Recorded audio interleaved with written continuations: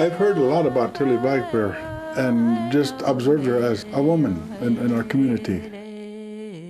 I like her name, Tillie Black Bear, because, you know, she has the strength of a she-bear.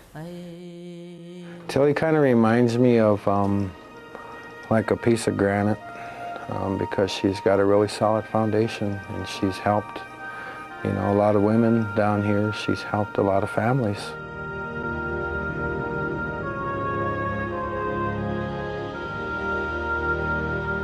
She's always been so open and trying to help everybody and make just a safer world for women and children. We grew up witnessing violence in our communities, and oftentimes we would see neighbors, you know, beating on each other. And of course, hearing our mothers talk, you know, about somebody being beaten up. Or sometimes they would help a woman get out of the area. So there was a lot of that sort of indirect approach to assisting women. There is domestic violence here with us as a tribe. It wasn't with us pre-reservation days. It's something that happened after we were put here. Thank goodness we have Tillie here to help us and guide us through that domestic violence.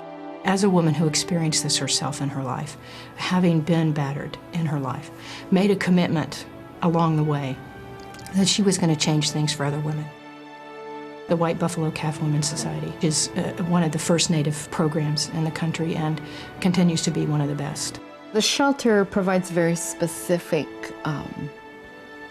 service to the community. You know, it's a safe space for women, and you have advocates to assist individual women.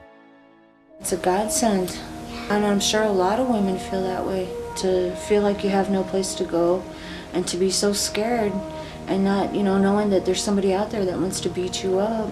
It's terrifying, and then to be able to come here and, you know, they say you're safe, nobody's gonna get you in here. From a community perspective, they look at White Buffalo Calf as only dealing with women, but she pretty much introduced that men have some issues that needs to be, you know, brought out. I think that men who are batterers can change, but it is a time-consuming process.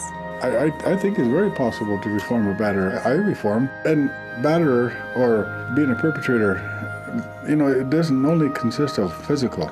There's mental, emotional, and spiritual abuse that sometimes go unnoticed. From a very small community with very few resources, she created a program that is known nationally, and also being one of our founding mothers of the National Coalition Against Domestic Violence. There really aren't that many people in this country like the Tillie Black Bear. It's really up to our children. The children are the foundations of all our lives. And it's really those kids, those little ones that are coming up that are 2 years old, 3-year-old, 5-year-old grandkids that are learning about who their relations are. It's really up to our children on how violence is going to end in our lives. She's my hero. She's my everything.